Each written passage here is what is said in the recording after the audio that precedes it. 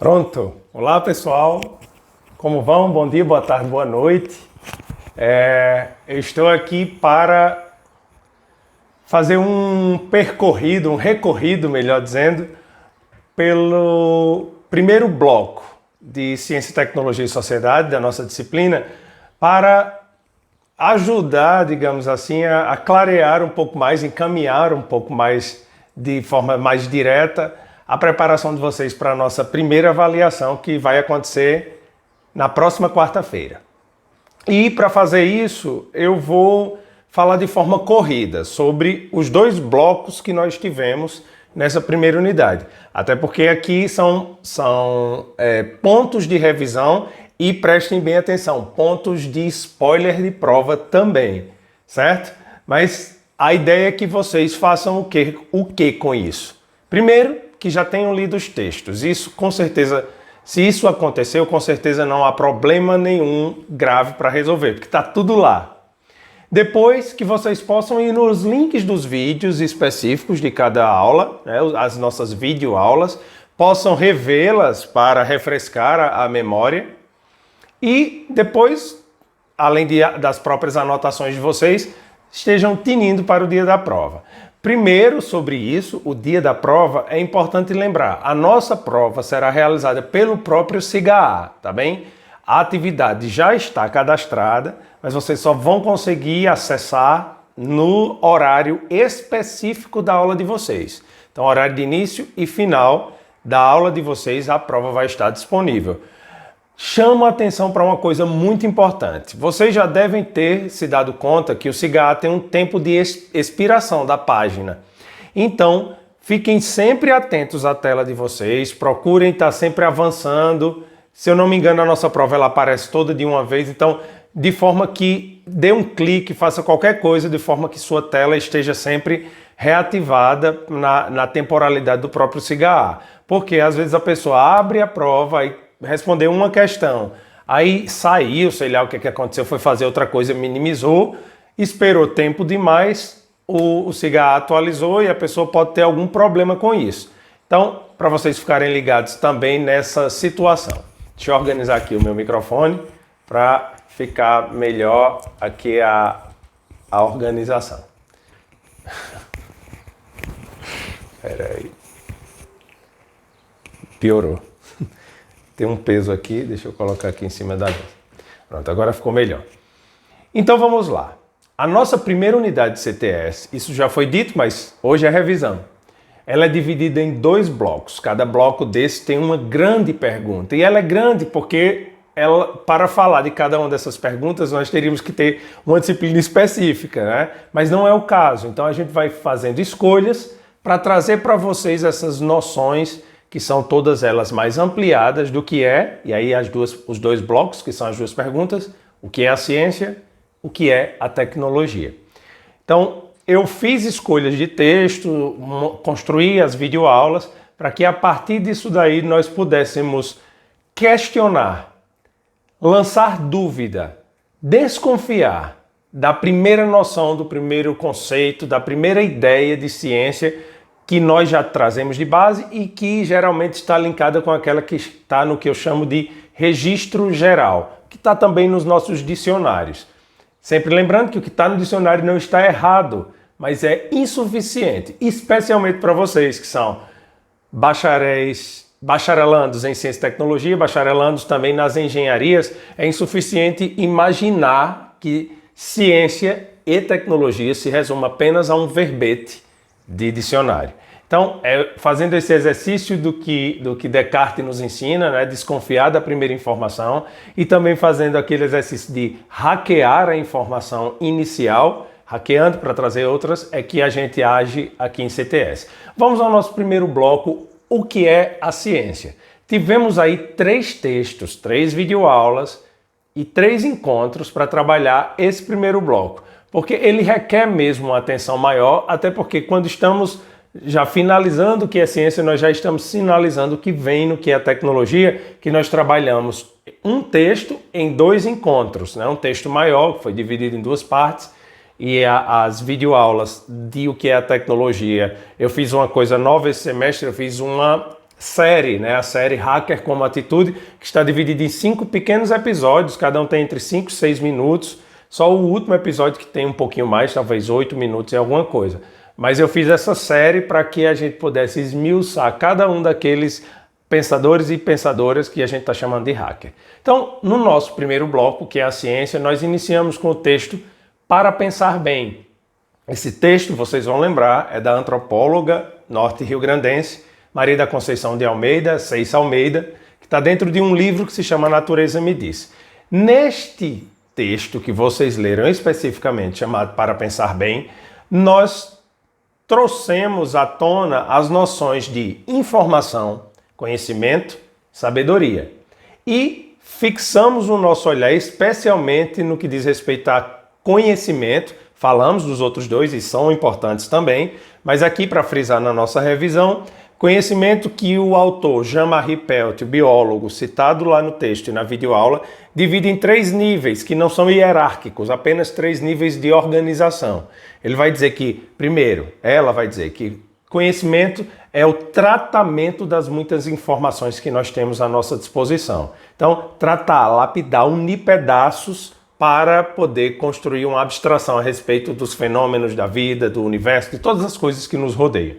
E aí o Jean-Marie Pelt diz que conhecimento não está somente no humano, e mais, está em tudo que é da ordem do vivo, ou seja, não só nos outros animais, mamíferos ou não mamíferos, mas está em tudo que é da ordem do vivo. Então esse é o primeiro nível de construção do conhecimento, nos micro-organismos, plantas mais dispersamente imersos na natureza, que codificam informações de base muito simples. No segundo e terceiro níveis, estamos nós, humanos especificamente, com a diferença de que no segundo temos uma aproximação maior dos fenômenos vivos enquanto eles acontecem. Essa dinâmica mais combustiva do dia a dia, que é aquela mesma dinâmica que o Claude Lévi-Strauss, citado também no texto, citado na videoaula e que aparece depois lá em Tecnologia, vai chamar desse conhecimento que se processa mais próximo de uma lógica do sensível.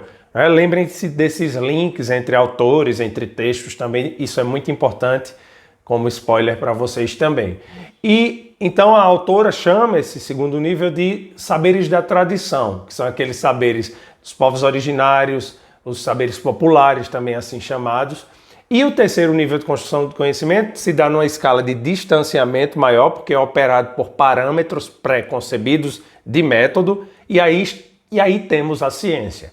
A ciência aparece nesse terceiro nível de conhecimento e, no final das contas, a gente diz que a ciência não é todo o conhecimento, como aparece nos dicionários. A ciência é uma forma de construir conhecimento. Uma entre tantas possibilidades que há na vida, que inclui o humano também. E também o texto fala que, como o próprio título diz, o que é pensar bem? O que significa pensar bem? O que seria? Pensar bem é fazer dialogar essas várias estratégias de construção de conhecimento e para que se construa algo que possa estar a serviço do outro, para tornar a vida um pouco mais feliz, um pouco melhor. Certo? Passemos para o segundo texto. Agora nós temos o Yuval Noah Harari, no fragmento daquele livro que tem muita informação interessante sobre quem somos, né, sobre nossa espécie Homo sapiens. E o fragmento se chama A Descoberta da Ignorância. E isso é muito interessante para a gente falar e trazer uma outra noção de ciência, porque esse autor, de forma criativa, vai nos dizer que a ciência não descobre para a gente as teorias, as teses, as leis que ela já nos apresentou. Diz que a maior originalidade do saber científico é que ele nos descobre a ignorância. Somente essa forma de construir conhecimento nos lembra que não sabemos tudo e que as coisas que sabemos até o presente é aquilo que foi possibilitado saber com os instrumentos e formas de olhar daquele tempo. Então, a construção do conhecimento na ciência primeiro, tem que ser dito, é o seu trabalho cotidiano e há muito que se aprender ainda. Estamos em processo, em caminho. Então, a descoberta da ignorância, a partir desse princípio latino, ignoramos, que é não sabemos tudo, é a grande originalidade da ciência. E o autor também vai falar de forma bem explicada no texto o que é necessário para fazer acontecer o motor da ciência, né? Fazer ele girar. Não é somente a boa vontade do pesquisador, por melhor que ela seja. Não é. Inclusive, ele usa uma frase que é extremamente forte, mas nos deixa muito pensativos. Ele diz que a ciência é incapaz de escolher as suas prioridades, porque só é escolhida essa prioridade depois que há os acordos nesse tríplice motor, que é constituído, vocês vão lembrar, por poder econômico, poder político e ciência. Eles se retroalimentam, eles se necessitam um ao outro, mas a prioridade vai ser escolhida geralmente por quem consegue financiar, porque toda pesquisa requer um financiamento. Isso tem consequências muito interessantes, a depender do modelo de governo, do modelo econômico que esteja em vigor, mas também pode ter consequências muito desastrosas, que vai fazer a gente pensar agora no nosso terceiro texto, que é a questão da neutralidade na ciência. Primeira coisa, não existe neutralidade, né? Todo saber construído no interior da ciência, por mais método previamente constituído, conjunto de passos que utilizemos, há e sempre haverá a marca indissociável da subjetividade do pesquisador. Até mesmo para que ele escolha, como diz a minha ex-orientadora, a professora Conceição Almeida, do primeiro texto, não somos nós que escolhemos os temas de pesquisa, é o contrário, eles que nos escolhem. Mas não só por causa dessa dimensão afetiva, de pertencimento, mas também por causa do que Harari chama de quem tem o poder de escolher o que se vai autorizar a fazer em ciência. Então, o que a gente tem que parar é com esse discurso muito século XIX, que ainda impera, mas ainda tem força, mas a gente tem que parar com essa ideia, não, a ciência é neutra, tem que se distanciar. Paremos com isso. Pensemos numa ciência que prima pela ética da responsabilidade, né? E o rigor nos seus processos. Rigor que é diferente de rigidez. Rigidez é cristalizar. Rigor é estar atento, prestar atenção, como diz o Claude Lévi-Strauss, para reajustar, readequar caminhos e deixar a pesquisa mais potente para, quem sabe, tentar resolver ou amenizar determinados problemas que se apresentam. E aí também, já não especificamente no texto da questão da neutralidade, mas na videoaula, eu falo para vocês de eu chamo 5 abalos, né? 5 problemas do que é a instalação de uma chamada ciência neutra, o que é que ela causa para nós. Esse aqui está bem explicadinho lá na videoaula, eu deixo para que vocês olhem lá quais são. Né? São 5 pontos muito importantes que são muito desastrosos e complicados e que levam o nosso cientista para a Torre de Marfim, que é a metáfora usada no texto e na videoaula, que é aquele cientista que fica à prova das coisas que acontecem ao seu redor na sociedade, que não sente as dores das pessoas, e a gente já sabe que não cabe mais, nunca coube, mas agora mais do que nunca não cabe um cientista supostamente neutro nos nossos tempos tão complexos e que demandam respostas cada vez mais rápidas para tudo aquilo que se processa tão rapidamente também em termos de problemas. E aí eu faço um break, digamos assim, em termos de textos, embora vocês também tenham lido uma entrevista interessantíssima sobre esse assunto que eu falarei agora, que a gente vai começar a transitar para o que é a tecnologia. O assunto é agnotologia. Então, agnotologia, vocês já sabem que é a construção da ignorância, só que aí não é ignorância no sentido ignoramos, do que falamos lá em Harari, né, que é aquela ideia de só sei que nada sei, não é esse tipo. É ignorância no sentido de emburrecimento. Ou seja, é a construção de um discurso de desqualificação do saber científico. O que temos visto, lamentavelmente, com muita força agora, em tempos de pandemia especialmente, é esse negacionismo que se utiliza muitas vezes de uma narrativa polida, muito próxima do que seria um cientista falando, mas só que numa linguagem mais acessível, para construir na população, confundir a população, dizer que a ciência não sabe, não prova nada, não consegue resolver problema algum. Então, prestemos muita atenção, vocês fizeram um trabalho muito interessante sobre isso também. Então, se tivéssemos, aí vem um spoiler mesmo, de prova, né? Quando eu disse assim, e se perguntássemos o que é uma noção de ciência, para a gente poder e direta somente para a tecnologia. Se pudesse perguntar o que é uma noção de ciência de acordo com os textos que nós trabalhamos, né? Uma ideia síntese, digamos assim, do que é a ciência a partir de nossas aulas de CTS. Aí eu vou colar aqui, porque é um spoiler que eu quero dar para vocês, primeira mão.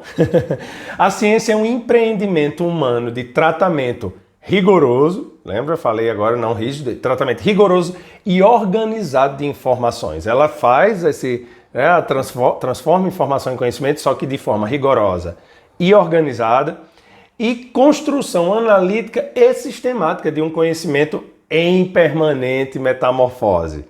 Porque nunca está estacionado o que a ciência descobre, resolve, apresenta para nós. Então, com vistas a dar vazão à sua irrefreável curiosidade e descontentamento diante dos mistérios do mundo, do universo e da vida. Passemos agora para a tecnologia, que aí a gente consegue enxugar mais, porque eu também vou dar toques para vocês reverem a série Hacker como Atitude.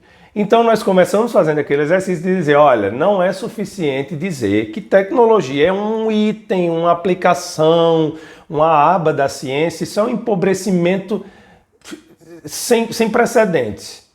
Mas ainda é possível ficar mais pobre a noção de tecnologia quando a gente pega a partir, principalmente do século XVIII, XIX para cá, que vai dizer que tecnologia são produtos técnicos, que depois, para o século XX, virarão produtos de consumo nas prateleiras. É mesmo jogar não na prateleira, mas no lixo. Tecnologia, pensá-la a partir dessas duas dinâmicas que estão aí nos dicionários e no registro comum. Tecnologia, para falar dela, é a mesma pergunta de o que é ser humano. Então, falar de tecnologia é contar a nossa própria história. Está dito lá no texto, está dito nas videoaulas também. E aí, depois de dizer isso, eu vou falar um pouco da tecnologia dos senhores do fogo, porque eu vou dizer que não o fogo, mas domesticar o fogo vai dar um clique, assim, um antes e um depois para a nossa condição. E aí existem pelo menos 3 mudanças significativas que nós vamos incorporar a partir da domesticação do fogo. Tá no primeiro episódio da série Hacker como Atitude, bem direitinho explicado o que são esses, e tá lá no texto também, que vocês certamente já leram. E aí, passando dessa premissa, nós vamos falar diretamente daqueles quatro pensadores de ciências diferentes, de nacionalidades diferentes, que vão dizer pra gente, tecnologia é muito mais do que essas duas noções, aba da ciência, produto de consumo. E aí eles vão dizer de maneiras muito originais e muitos deles, sem dizer diretamente, vão nos falar de tecnologia. Apenas para repetir quem são eles, porque vocês têm 4 episódios dedicados a cada um para verem que verão isso em pouco tempinho, um pouquinho tempo. Claude Lévi-Strauss, que vai falar para a gente de uma tecnologia selvagem e não do selvagem, vai dizer que atuamos por bricolagem, juntando pedaços de coisas que em separados já tinham uma função para dar um novo jeito de ser aquelas coisas todas, sejam palpáveis ou não. Depois a gente tem o Pierre Levy, que vai falar das tecnologias da inteligência, e ele vai dizer, ele vai romper com a fronteira de que tecnologias são coisas palpáveis, manipuláveis, que a gente pode ter nas mãos, nos bolsos. Ele vai falar de que tecnologias da inteligência são essas? Oralidade, escrita e informática. Cada uma delas, à sua maneira, vai fazendo descobrir em nós potencialidades de sermos humanos, de selar laços novos e de potencializar a nossa existência neste planeta. Vejam também aí, o Pierre Levy é o 3º episódio da série, que é o segundo hacker, 3º episódio. Lévi-Strauss era o 2º episódio. No 4º episódio, que é o 3º hacker, nós temos o Joel de Rosné, que vai falar pra gente da tecnologia do macroscópio, ou seja, ele vai dizer que as tecnologias são como lentes reais ou imaginárias que vestem o nosso olhar para fazer com que vejamos o infinitamente grande e distante, o infinitamente pequeno e próximo e o infinitamente complexo. E ele vai dizer que por meio de uma tecnologia tão simples como o vidro, nós vamos destravar capacidades científicas imprescindíveis que não conseguiremos mais ser como antes, ou seja, não voltaremos mais atrás depois disso. Depois que conseguimos enxergar o universo, por exemplo, derrubamos tantos discursos que pareciam eternos que já fomos, inclusive, ao espaço depois disso, só para ter uma ideia. Então vocês veem lá com mais detalhes no episódio número 4, este hacker número 3. E no episódio número 5 da série Hacker como Atitude, todos os episódios estão linkados no final, tem um link para você de um para o outro direitinho, vocês verão lá. Nós temos a brasileira Suzana Herculano Rosel, que vai nos trazer 6 revoluções científicas. E ela fica por último propositalmente, até disse isso na aula, porque ela de forma definitiva vai dizer: vamos acabar com essa primeira ideia e com essa segunda ideia de tecnologia que são tão pobres, e como é que ela trucida essas duas ideias. Primeiro vai dizer que a primeira revolução que ela fala data de volta de 4 milhões de anos, ou seja, há pelo menos 4 milhões de anos, ao transformar pedras em facas, o humano já promovia sua primeira revolução tecnológica, nos diz a Suzana Herculano Rosel.